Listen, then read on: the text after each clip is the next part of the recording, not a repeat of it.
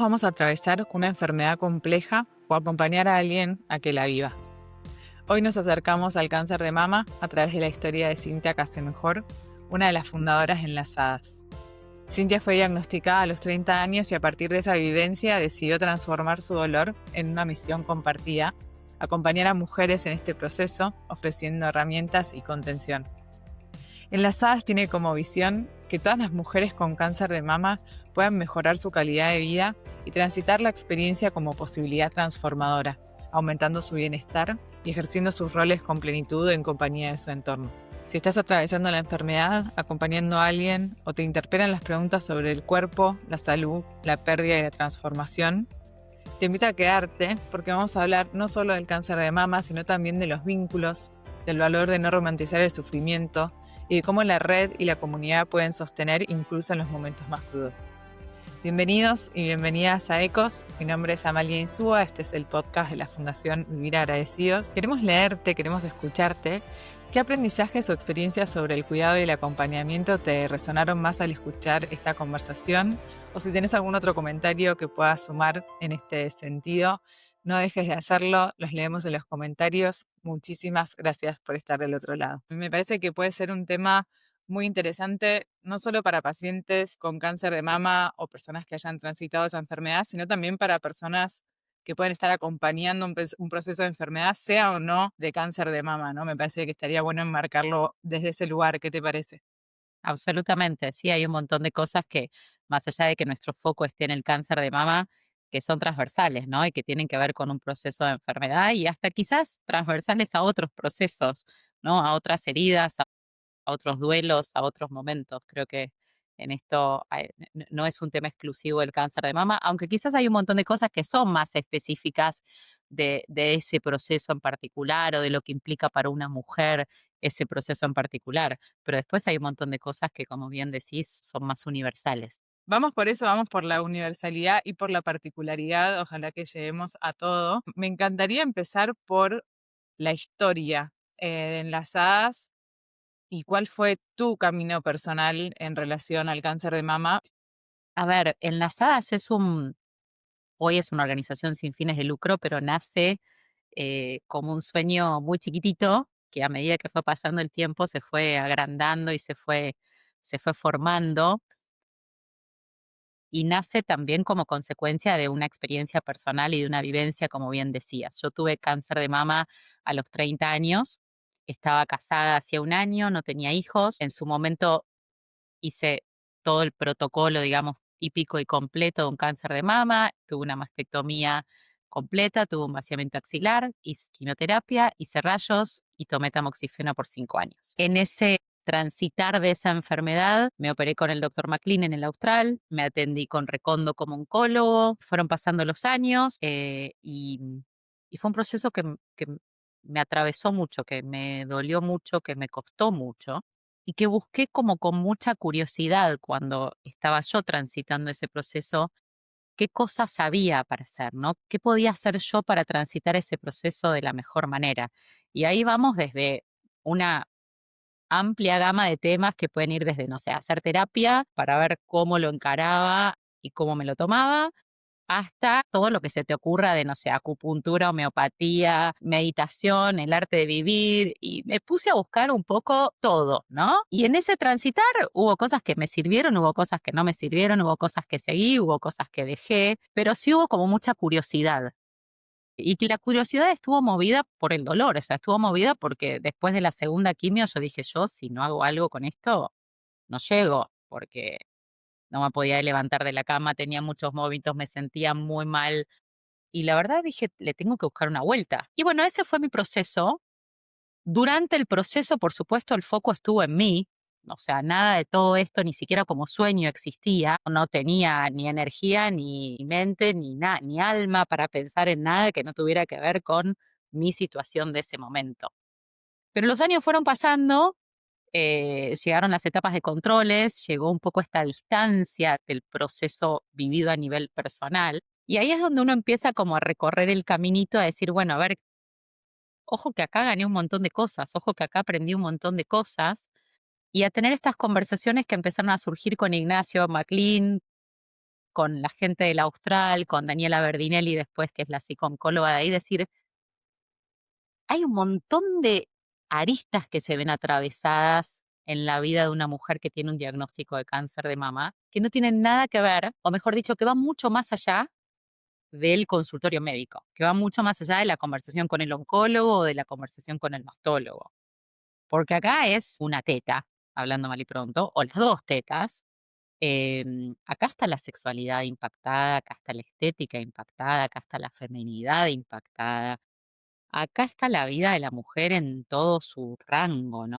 A los hijos o los no hijos, porque depende del momento de la vida en la que estés, es el miedo a no voy a poder tener hijos, que era mi caso, por ejemplo, o la situación de una chica que tiene hijos y es cómo manejo este tema con mis hijos, la vida en pareja, que también puede ser el caso de alguien que no tiene pareja y cómo salgo a este mundo sin una teta, de nuevo, o la vida de alguien que tiene pareja, como era mi caso, y que está recién casado y de repente al año de casarte tenés una sola teta. ¿Y qué pasa con la sexualidad? ¿Cómo lo llevo? ¿Me puedo sacar la ropa adelante de mi marido? No me puedo sacar la ropa adelante de mi marido. ¿Me puedo ver frente al espejo yo y aceptar ese nuevo cuerpo que tengo? ¿Qué pasa con el trabajo? ¿Qué pasa con los amigos?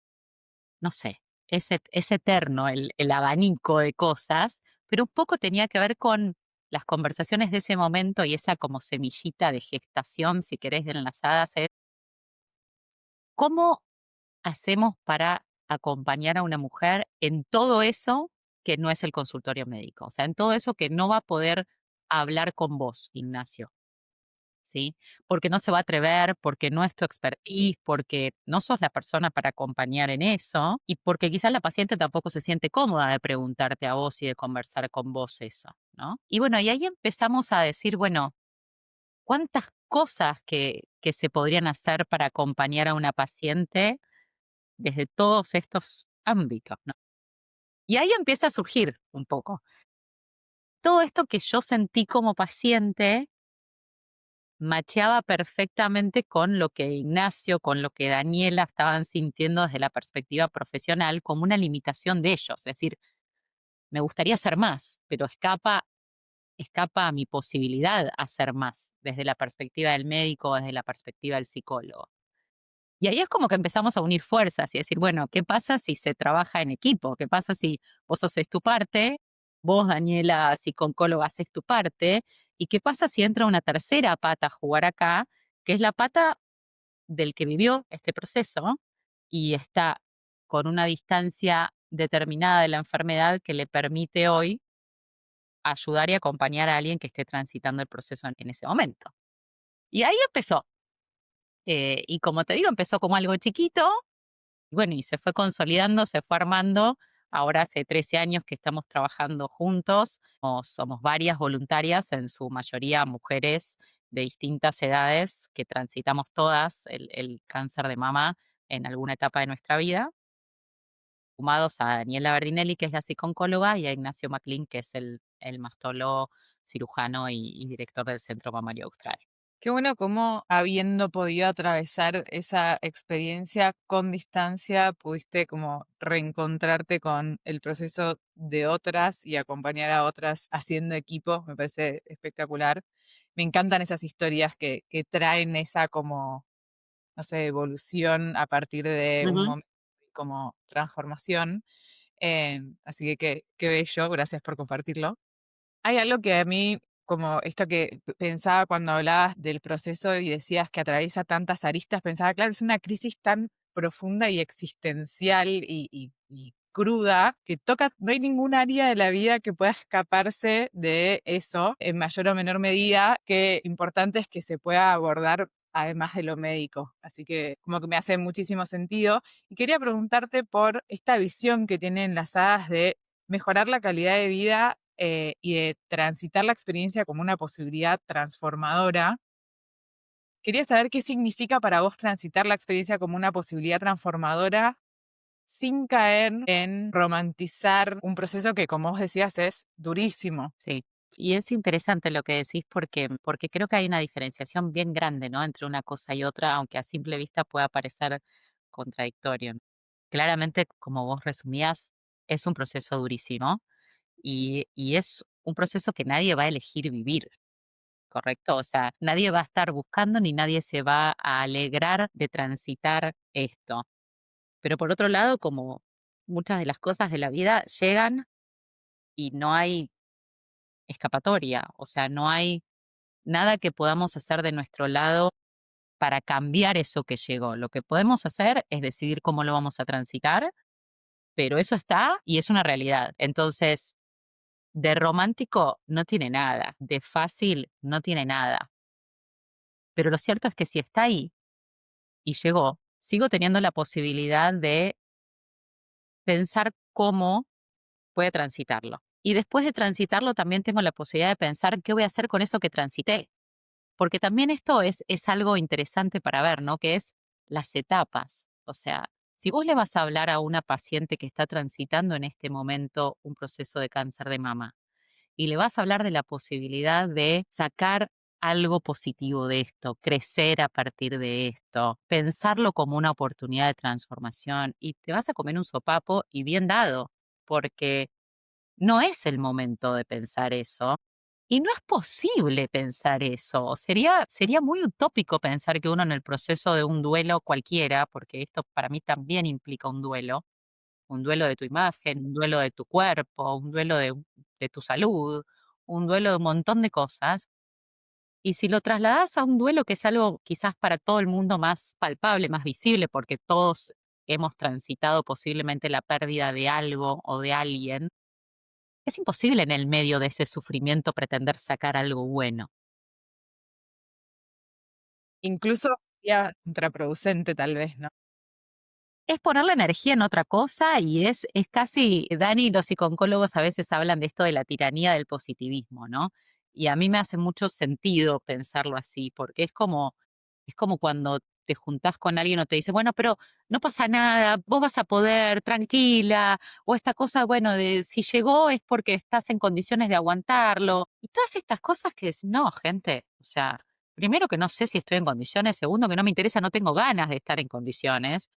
Y es un momento de llorar, es un momento de patalear, es un momento de caerse, es un momento de enojarse, es un momento de todo lo que quieras que te pase malo, porque es una porquería lo que te está pasando, es una terrible trompada y es un baldazo. Pero dentro de ese baldazo y dentro de esa trompada, lo que nosotras intentamos hacer es al menos llevar a esa paciente de la mano de alguien que ya se comió la trompada, que ya se levantó, que ya tiene el pelo de nuevo, que ya se pudo reconstruir la teta si es que era su intención reconstruirse la teta. Y eso no significa que tu dolor no esté legitimado para hacer todo lo profundo y todo lo difícil que es.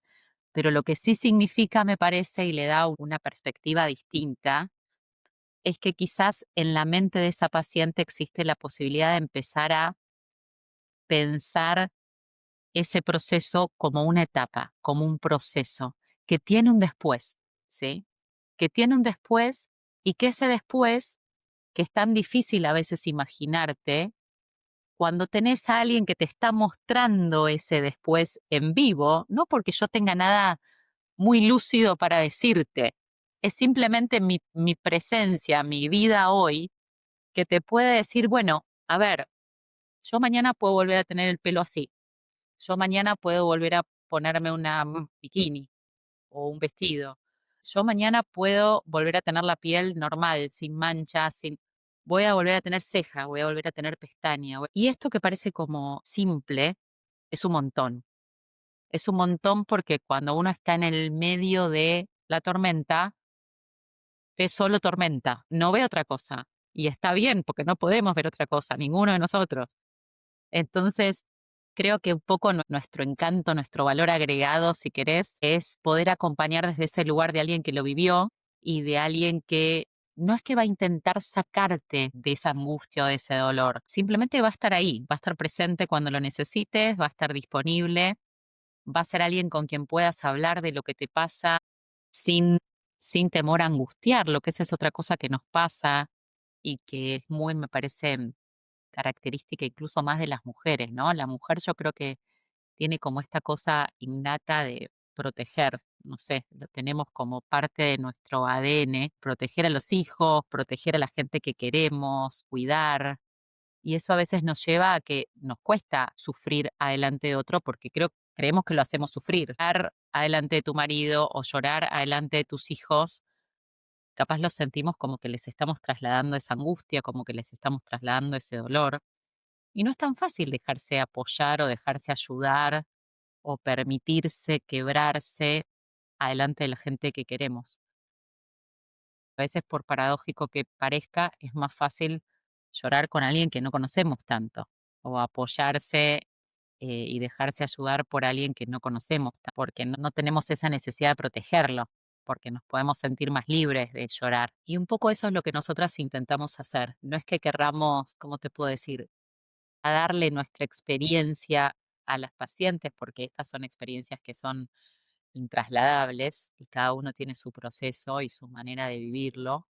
Eh, Solo hecho de vivirlo acompañado y de saberte parte de un grupo de personas que está en la misma situación que vos o que estuvo en la misma situación que vos, creemos que ayuda un montón. Y si a eso le podemos sumar eh, todo lo que intentamos hacer, que es brindar herramientas, brindarte opciones, brindar información, eh, además de este acompañamiento y además de este apoyo, eh, nada, creemos que estamos aportando un granito de arena para que ese proceso tenga una visión un poquito más saludable, ¿no? Tenga una perspectiva de ubicar a la enfermedad en un momento, en un tiempo y como parte de lo que soy yo y no como todo lo que soy yo hoy, ¿no? Y eso es un poco como nuestra visión, ese es un poco nuestro sueño, te diría, poder hacer eso con las pacientes. Me parece clave esto que decís de nombrarlo como un proceso em, enmarcado, permitir que la persona, que la mujer esté en medio de la tormenta y no tratar de arrancarla de ahí, digamos, con este positivismo tóxico o este optimismo que por ahí nos suma en ese momento puntual, pero también convive el mostrar un después, que igual me imagino que el después está lleno de incertidumbre, igual por más de que vea a otra persona que haya salido de eso, pero bueno, hay algo que me parece que pareciera que es clave, y si bien como vos decías que cada proceso tiene su particularidad, claramente hay algo diferente en estar acompañada por alguien que ya transitó algo similar. Em, Así que me parece como muy piola en ese sentido. Me pregunto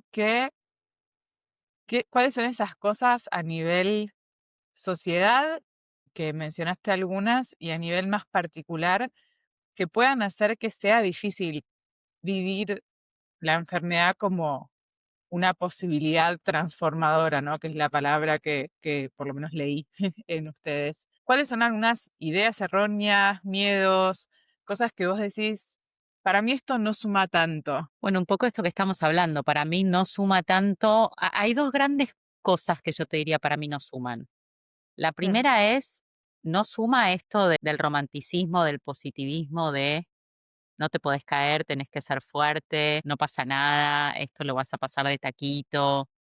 Todos esos conceptos no suman. Lo otro que no suma para nosotros es llevar esto a un lugar también muy típico, te diría, y muy habitual, que es el tema del combate, ¿no? Llevar el proceso del cáncer en general a una lucha en la que pareciera que hay que vencer a este enemigo, que de nuevo es casi que, te diría, una creencia colectiva y un vocabulario colectivo, esto de la lucha, la pelea, ganó la batalla, perdió la batalla, que nos parece nocivo desde todo punto de vista, ¿no?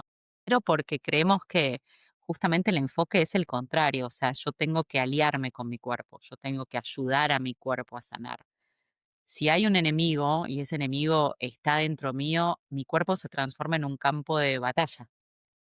mm. Y yo tengo que lograr posicionarme en la otra punta, yo tengo que amigarme con mi cuerpo, empezar a escucharlo mejor todavía, si puedo, de lo que lo escuchaba, tenerle mucha paciencia porque va a estar cansado, va a estar dolorido en determinados momentos según los tratamientos, va a tener un montón de limitaciones que hasta ese momento quizás yo no tenía, y es el momento en el que con más cariño y con más paciencia tengo que tratar a mi cuerpo y hacer esta especie de alianza, decir, bueno, ¿qué herramientas tengo yo para ayudarte? ¿Cómo te ayudo?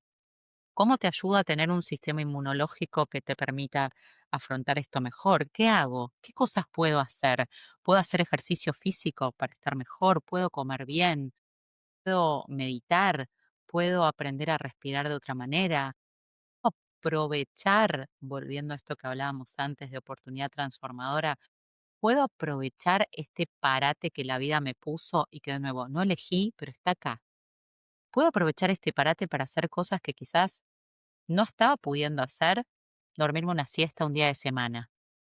Impensado para alguien que viene laburando a un ritmo y de repente el cuerpo te dice, hace 2 días que hiciste la quimio, hace 3 días que hiciste la quimio, no llegás de corrido hasta la noche. Bueno, me puedo dormir una siesta porque estoy enferma, porque mi cuerpo me lo está pidiendo, porque lo necesito, porque es la manera en que lo voy a ayudar a recuperarse más rápido. Entonces, para no irme por las ramas y volviendo a qué nos sirve, no sirve esto, no sirve pelearme con el cuerpo, no sirve ponerme en un lugar de combatiente, porque además de que no ayuda, de guerrera, porque además de que no ayuda, me parece que le pone al paciente una carga implícita muy grande, porque tengo que ganar o pierdo, como si esto fuera responsabilidad mía, como si estuviera completamente en mis manos, cuando sabemos que no es así, cuando sabemos que uno puede ayudar, cuando sabemos que uno puede poner todo de su lado y las cosas pueden salir bien o las cosas pueden salir mal. Y eso no significa que yo perdí nada, que yo no lo di todo, que yo podría haber hecho algo que no hice. O sea, me parece que le genera al paciente una responsabilidad y una culpa y una carga que no le corresponde. Me parece que nuestro lugar en un proceso de enfermedad es ponernos a disposición del cuerpo, entender cómo podemos hacer todo lo que esté a nuestro alcance para ayudar al cuerpo a sanarse. Algo en esto que no sirve, que hablabas de no romantizar y tampoco usar como este lenguaje bélico, por cómo nos posiciona frente a la enfermedad.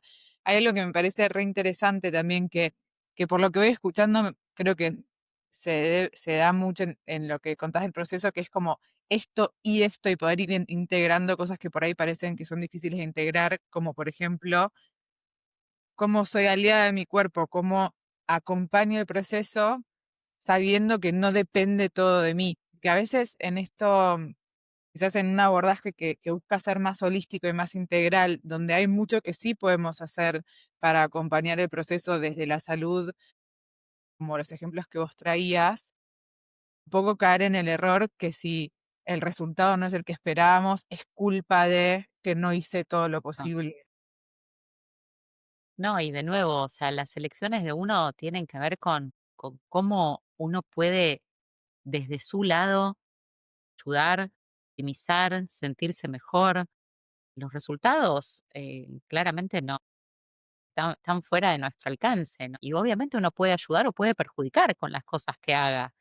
Pero de ahí a sentir esta omnipotencia que a veces los humanos sentimos de que nosotros somos los que vamos a digitar las cosas, me parece que no, y me parece que es de hecho otro de los regalos que una enfermedad te hace, ¿no? Este baño de humildad que a mí me pasó y que tiene que ver también con el enojo, de decir, pero ¿cómo? Si yo estaba haciendo las cosas bien, pero si yo comía bien, si yo no hice nada, no fumaba, no tomaba, y tiene que ver con esta omnipotencia que tenemos a veces, ¿no? De sentir que las cosas dependen enteramente de nosotros y que no es así, que hay que entender que hay una parte que depende de nosotros y esa parte que depende de nosotros es la que nosotros creemos que está bueno que agarres en tus manos, que te hagas protagonista de esa parte que sí depende de vos y que hagas con ese pedacito lo mejor que vos puedas.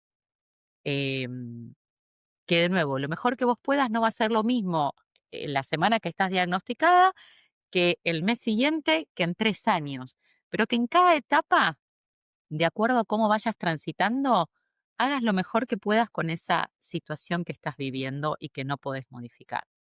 Pero de ahí a creernos que nosotros somos los que manejamos estos resultados, eso es un montón, ¿no? Y claramente es una visión errada desde nuestra perspectiva de cómo entender esto, que no le suma y que por el contrario le resta y le pesa al paciente.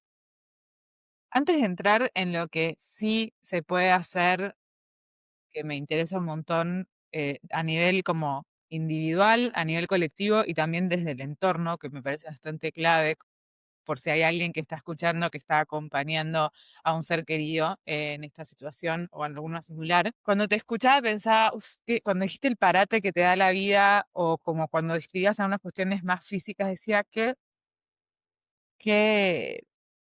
como que hay cosas que son muy crudas y quería saber en vos, en tu experiencia y en la experiencia de las personas que has acompañado, en las otras mujeres que has acompañado, ¿cuáles son esas cosas que decís, uy, estos son como momentos difíciles de transitar, como puede ser un parate, como puede ser el malestar físico, para también como poder estar atentos a... Sí, yo creo que son procesos súper personales y que quizás lo que a mí me resultó difícil no es lo que a otro le resulta difícil.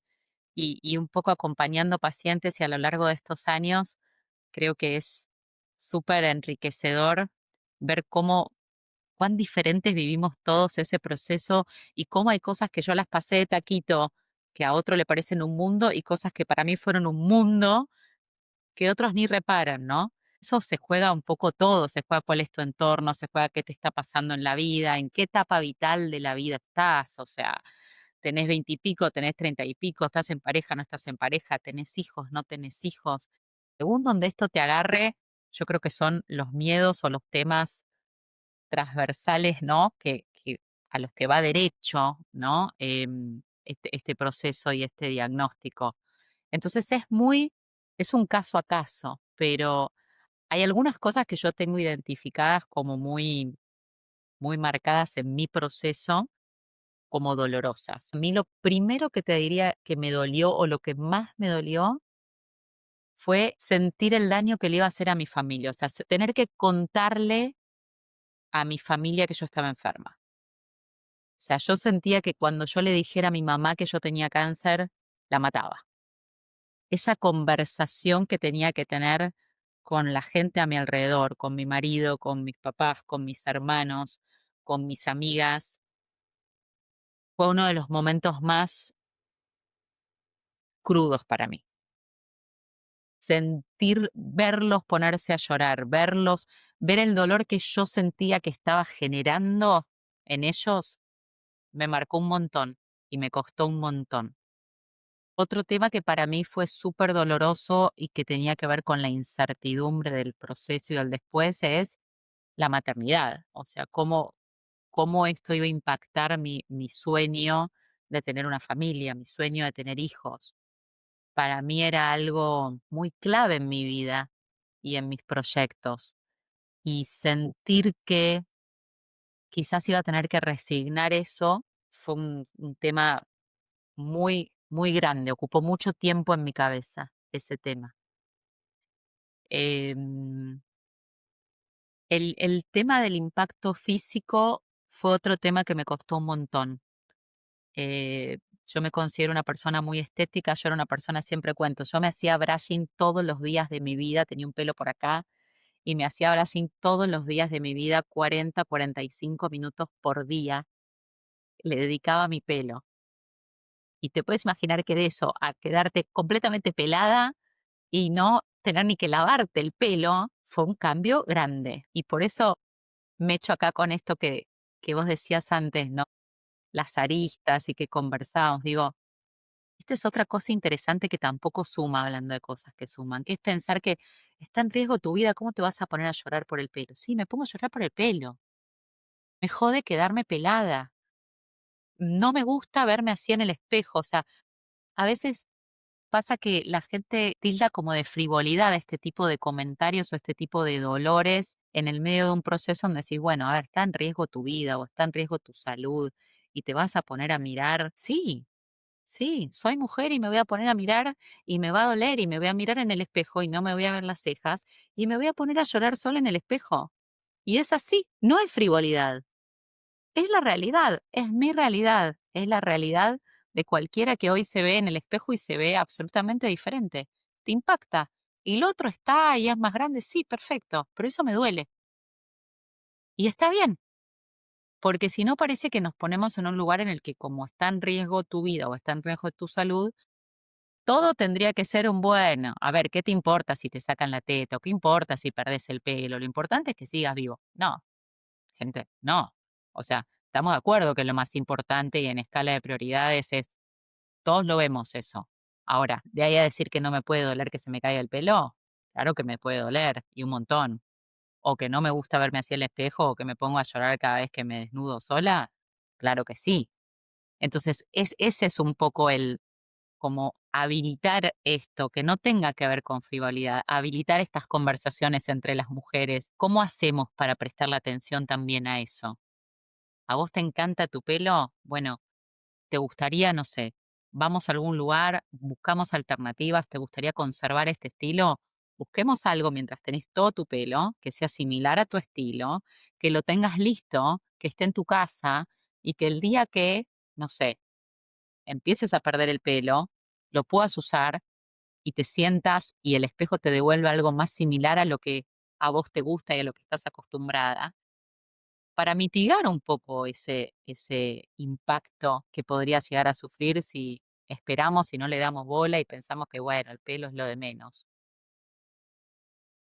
Es habilitar conversaciones y habilitar herramientas, por lo que escucho y por lo que veo el trabajo de Enlazadas. No es nada más, que no es menor, la conversación y el acompañamiento por ahí más emocional, sino también a partir de poder visibilizar estas cosas que no son solamente la vida y la muerte, que ya es un montón, sino todas las otras escalas de colores que hay en el medio y que son parte del proceso.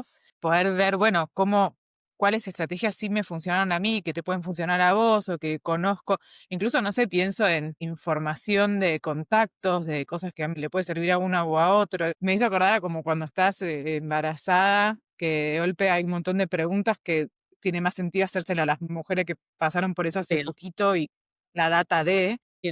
bueno, Obvio, incluso vos traes el tema de las embarazadas y a ver, hay conversaciones, y esto también es interesante en el proceso de cáncer de mama, ¿no? Porque cuando uno piensa en el cáncer de mama, de pronto piensa en la etapa como más, si querés, crucial del cáncer de mama, ¿no? Es, bueno, la operación, la quimio. Claramente, esa es la etapa, si querés, más invasiva y más difícil de transitar, quizás. Pero esto es un proceso que tiene mucha más trayectoria y mucha más cosa en juego. Que a ver, si por ejemplo vos tomás tamoxifeno como tomé yo durante 5 años y ahora el protocolo es 10 años. Los efectos del tamoxifeno en la sexualidad son gigantescos. Y no es una quimio que duró 1 año, son 5 o 10 años de tu vida. Es un montón. para los que no saben qué es el terpeno, ¿querés contar de qué va? Sí, es una medicación que no necesariamente en todos los casos se toma, pero hay casos como el mío que por las características del tumor te indican esta medicación. Yo no soy médica, chicos, soy abogada y no sé nada del tema, así que solo para explicarlo muy en bruto, es una medicación que de alguna manera hace que ese comportamiento hormonal o ese nivel hormonal se vea como reducido y colabora para que la enfermedad no tenga, para no tener una recaída de la enfermedad durante esa ventana de tiempo, que es la ventana como más crítica, digamos, para recaer. Pero la ventana es una ventana amplia, como te decía, es una ventana de 5 años, es una ventana de 10 años. Es una ventana muy amplia como para, por ejemplo, no tener relaciones sexuales con tu marido. Es un abismo, no una ventana. Entonces, vos planteabas el tema del embarazo y es lo mismo, es como decir, a ver, ¿a cuántas de nosotras después de un embarazo nos resultó fácil hablar con la ginecólogo, con el obstetra y decir, no sé, me duele horrores o me pasa esto o no soporto que me toquen o no sé, cualquiera de las cosas que alguna de nosotras hemos sentido en esa etapa de posparto, ¿no? No son conversaciones fáciles para tener con el médico. Depende cuán cara dura seas y cuán, no sé, extrovertido seas, quizás te animás a plantearlos o quizás ni siquiera te animas a plantearlo.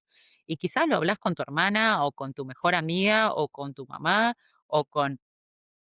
Y quizás como en el caso de muchas otras mujeres que no tienen ese entorno familiar o ese entorno de contención cercano, ni siquiera, porque también es eso. Hay que ver si tenés a una hermana, si tenés a una amiga, si tenés a tu mamá. Hay gente que tiene la suerte de tener un entorno hermoso que la acompaña y gente que no.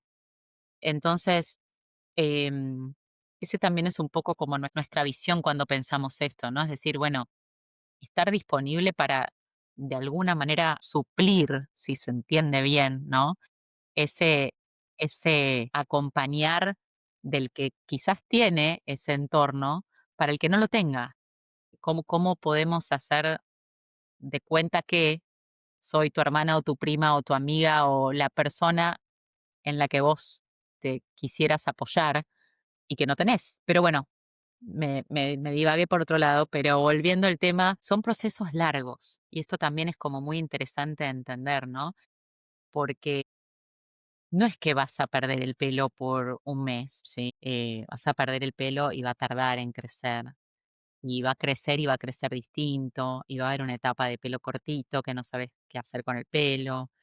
Eh, y después capaz te terminás enamorando del pelo corto como yo y no volvés al pelo largo.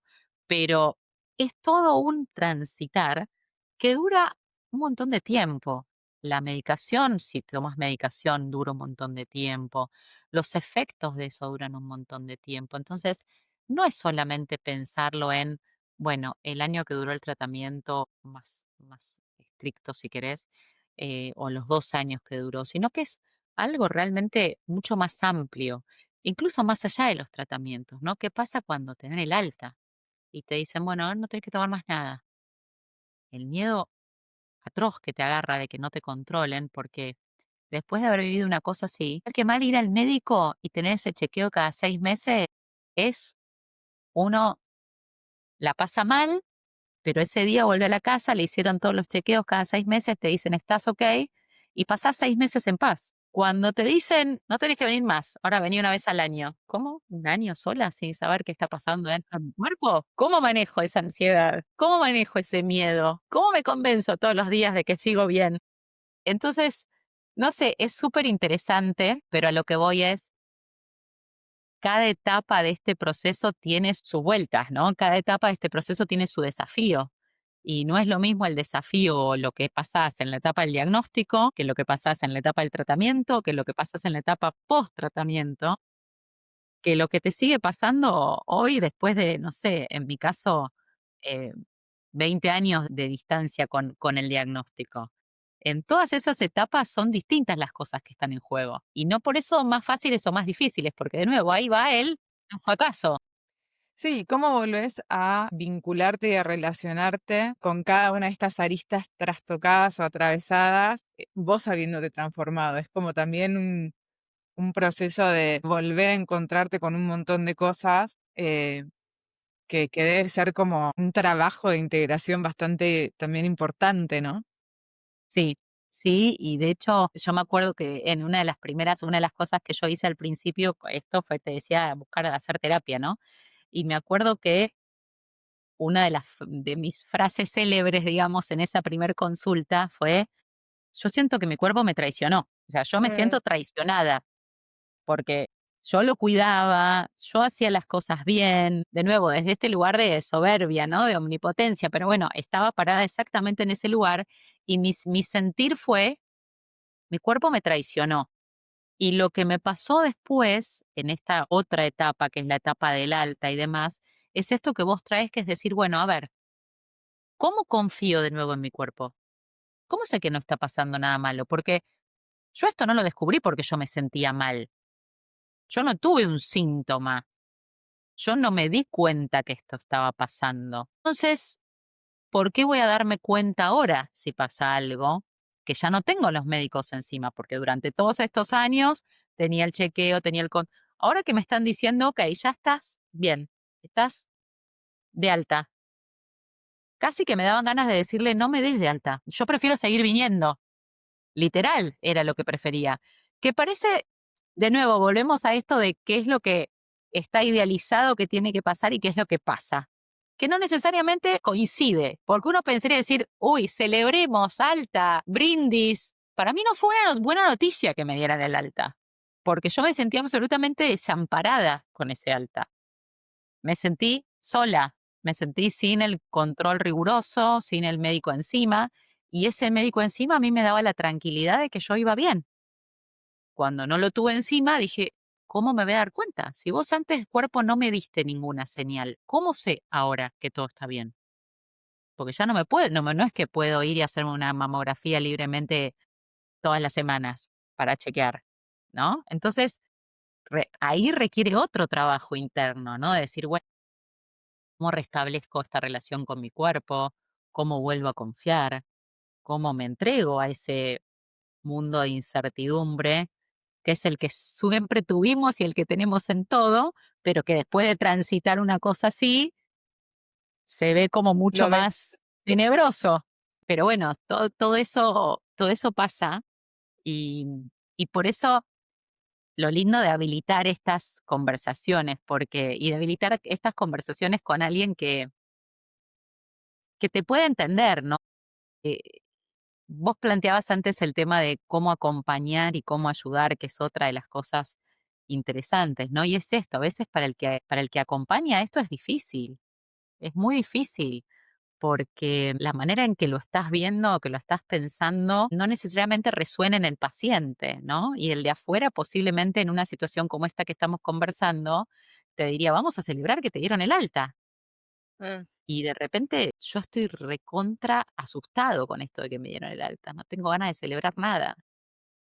Estoy muerto de miedo. Y me resulta difícil porque si se lo traslado va a parecer que estoy siendo negativo, que estoy siendo pesimista, que no le estoy buscando el punto bueno a esto que está pasando, que no estoy valorando lo que no significa nada de eso, pero tengo miedo igual. De repente el otro siente que está haciendo lo correcto, que me está acompañando, que está celebrando, que está apoyando mi evolución, que está apoyando y lo está haciendo a su modo, y con las herramientas que tiene. Pero lo que estoy viviendo yo, paciente, es diferente.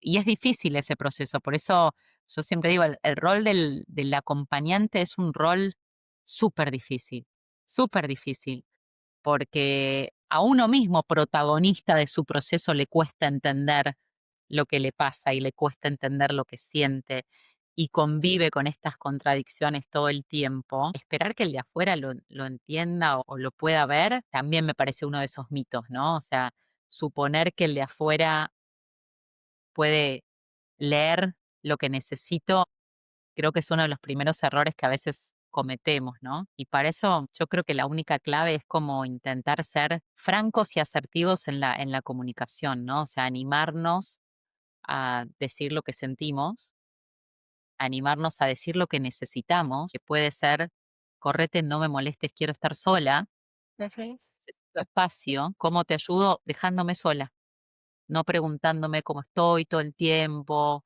no victimizándome, no. Puede ser un escenario. O en ese mismo día, 2 horas después, te puedo llegar a decir, necesito que estés encima mío, que me abraces, que me agarres, que porque es muy dinámico.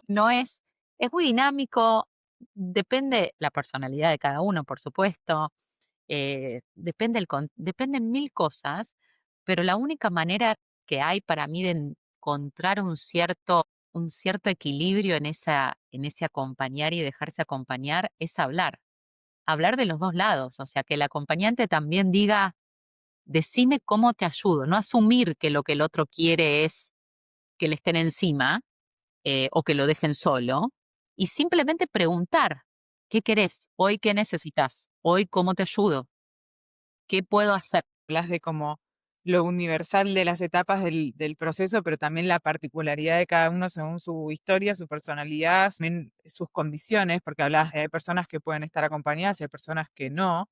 Y también creo que por ahí una de las cosas que a mí me sirve de escucharte pensando en acompañar es no asumir. Es como, parto de la base que no sé y que por ahí vos tampoco sabes qué necesitas hoy, que no sé y que en la conversación se puede resolver y creo que hay algo de ir al encuentro de una manera que no sea ni salvadora, ni pensando que vas a resolver todo, ni que creo que también sirve, no sé, pensando en lo Ciento que por te ciento. escuchaba. 100%. Me parece que es como encarar la relación acompañado-acompañante de los dos lados, desde la humildad, ¿no? Y desde la franqueza, porque ni el acompañante sabe cómo acompañar, ni el acompañado sabe necesariamente en todo momento cómo quiere que lo acompañen o cómo necesita que lo acompañen. Y esto de no saber es lo que nos pasa muchas veces, ¿no? Y a veces el acompañante yo creo que se siente en esta situación de no sé qué decir, no sé qué hacer, no sé cómo ayudar. Y muchas veces no hay una respuesta a eso, o sea, no hay algo para decir que al otro le sirva. No hay algo para hacer puntual que al otro lo reconforte. O sea, yo creo que es el estar a disposición del otro, el saber que el otro está cerca, el saber que si necesitas te podés agarrar, te podés apoyar. A veces es eso, ¿no? Es hacerle sentir al otro que estás ahí y que estás para acompañarlo como él necesita o como ella necesita que lo acompañes.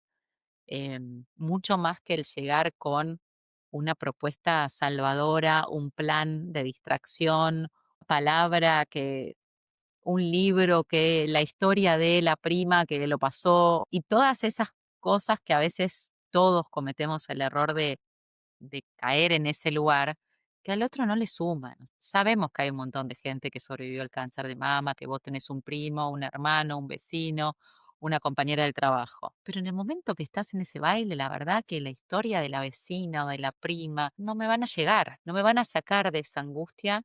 Y por otro lado, no quiero tampoco que me saques posiblemente de esa angustia en ese momento.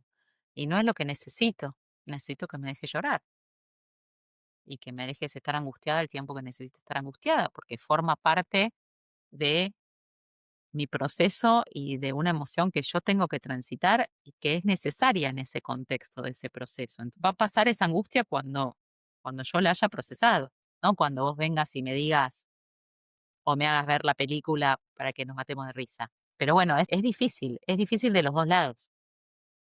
Sí, y también también otra de las cosas que me voy llevando a esta conversación es como, es difícil, o sea, por ahí es una obviedad y alguien que me escucha dice, sos tarada, obvio que es difícil, pero a veces dentro de el contexto de hablar con vos, enlazadas, que hay un montón de cosas que se ven como muy bellas, como con mucha fuerza, como muy positiva y como de sostén, de red, en principio no romantizar y encontrar ese lugar de poder personal de cómo transitarlo, que también es intransferible, ¿no? Como cada persona, obviamente con compañía, pero cada persona lo vive y lo puede abordar como de manera muy particular.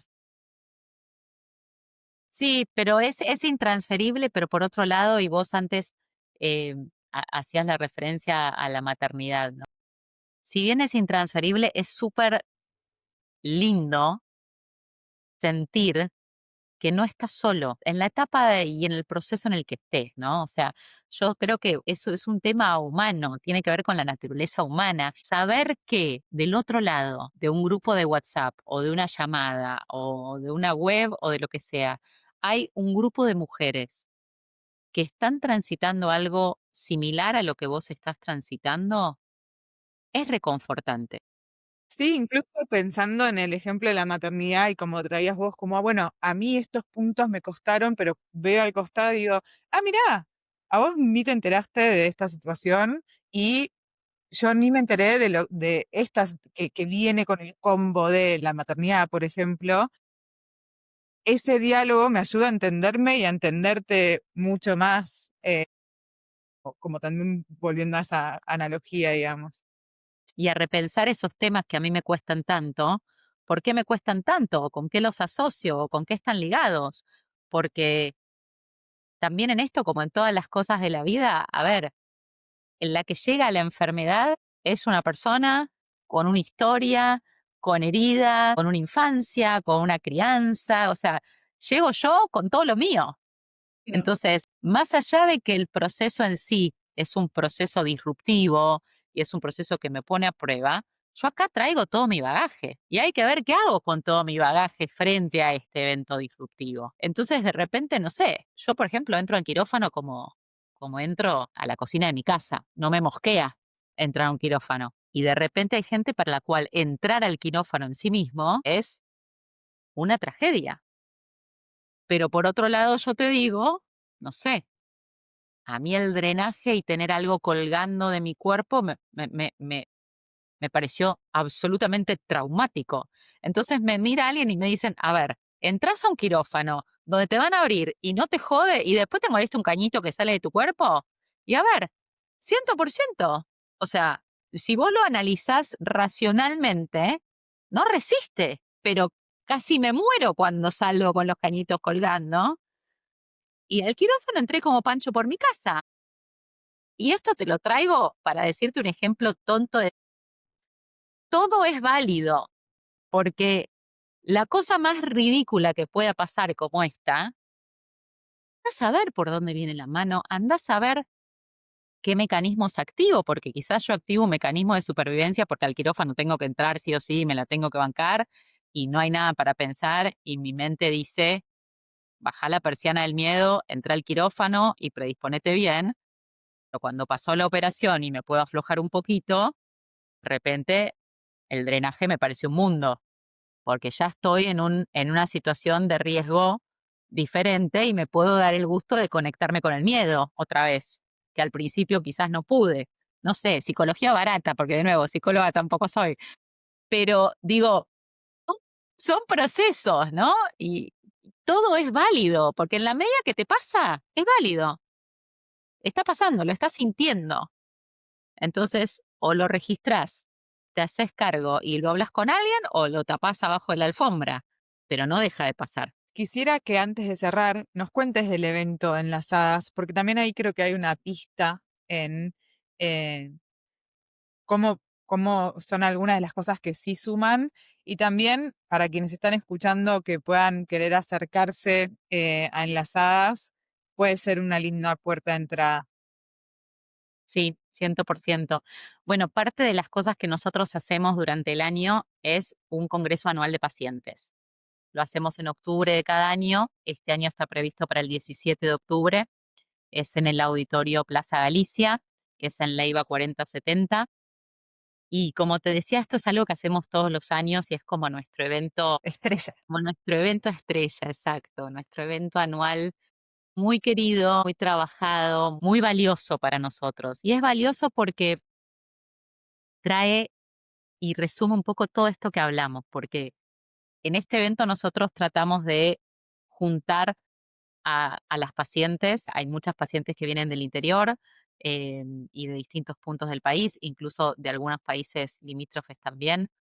Se juntan muchísimas pacientes y tratamos de acercar en ese evento todo lo que tenga que ver con novedades médicas, información, herramientas, módulos médicos, módulos de psicología, módulos de cosas varias que tienen que ver con lo motivacional, con lo espiritual, con la sexualidad, con lo lúdico. Buscamos, obviamente que es un espacio que tiene información y que tiene contenido, si querés, tanto médico como psicológico, pero si te lo tuviera que resumir, en realidad lo valioso y el valorcito extra que tiene este evento tiene que ver un poco con el tema de reenergizar, de reencontrarse, de poder conectar con otras mujeres y ver este mar de mujeres que se genera ahí, esta energía, transmitir un poco de esperanza, un poco de alegría, un poco de, bueno, en este proceso también podemos permitirnos bailar un rato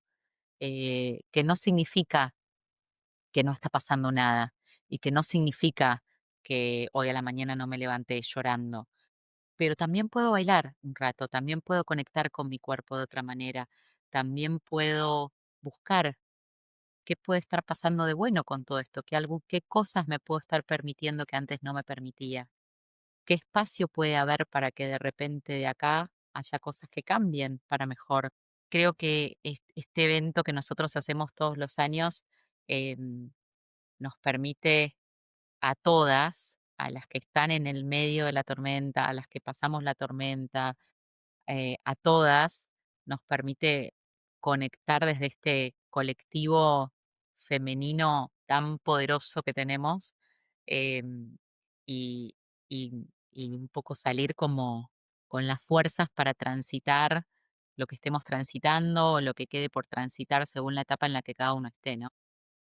Son momentos muy energizantes, muy conmovedores, muy movilizantes, que nosotros la verdad disfrutamos todo el tiempo. Y creo que para los que hacemos esto también nos permite encontrar un sentido muy transformador de esa herida que tuvimos, ¿no? Y esto vuelve para cerrar un poco con lo que decíamos al principio, ¿qué es posibilidad transformadora para mí? Esto, Enlazada fue para mí una posibilidad transformadora que surgió a partir de esta enfermedad. Fue mi manera de darle un sentido hermoso a lo que viví, de transformarlo en un dolor a transformarlo en una misión. Mi herida se transformó en algo que a mí me dio, hoy por hoy, mucho más.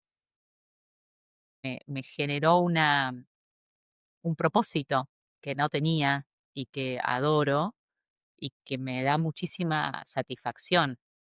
Entonces, siento que es como haberle dado una vuelta de tuerca hermosa a esto que pasó. Para cerrar, Cintia, ¿qué te sigue como sorprendiendo o conmoviendo que te mantiene como vinculada con este propósito que encontraste de transformar el dolor en esta misión tan bella compartida también? Me mantiene la gente, me mantienen las pacientes, me mantiene sentir a veces ese impacto que se genera, cómo alguien puede valorar y sentir que algo tan chiquito que a veces uno pueda darle o pueda aportarle le signifique tanto. Y lo otro es el equipo de trabajo y la gente que forma parte de esto. A mí me conmueve diariamente que la gente encuentre tiempo en este mundo, en esta vida, estos procesos para darse a los demás. Es algo que constantemente me toca porque, a ver, nosotras somos mujeres que atravesamos un cáncer de mama, perfecto. A lo largo de estos 13 años somos mujeres que, alguna que se divorció, otra que perdió a los padres, otra que los hijos se fueron de la casa, otra que el marido perdió el trabajo, es decir, la vida siguió para todo el mundo.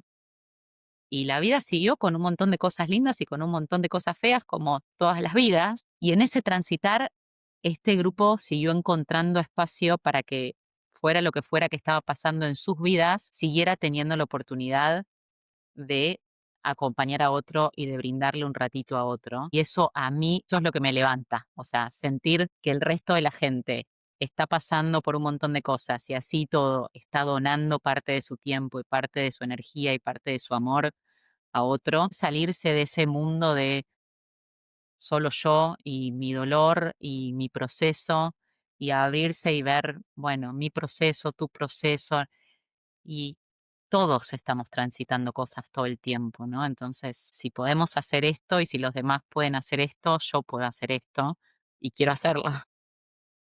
Qué linda. Cintia, muchísimas gracias. Nos vemos en octubre en el evento de Enlazadas. Claro que sí. Invitamos que están escuchando a que miren los links que vamos a dejar en la descripción para que puedan mantenerse atentos y atentas. Y también sumar a que, no sé si está bien que diga esto, pero también las personas pueden ir con acompañantes, ¿no? Y creo que también hay algo ahí. O sea, las mujeres pacientes que estén transitando o que hayan transitado y quieren ir al evento pueden ir con alguien más y eso también me parece que como que suma a esta sensación de red.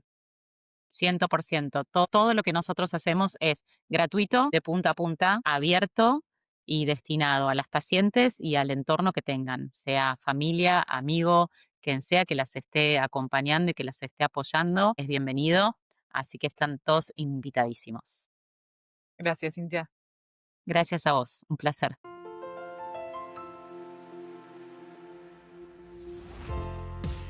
Esto fue Ecos, una producción original de la Fundación Vivir Agradecidos. Queremos escucharte, saber qué te pareció el episodio, así que déjanos tu comentario en Spotify o en YouTube. Y si te gustó lo que escuchaste, seguinos para no perderte ningún episodio y también ayudarnos a crecer con este proyecto que queremos tanto.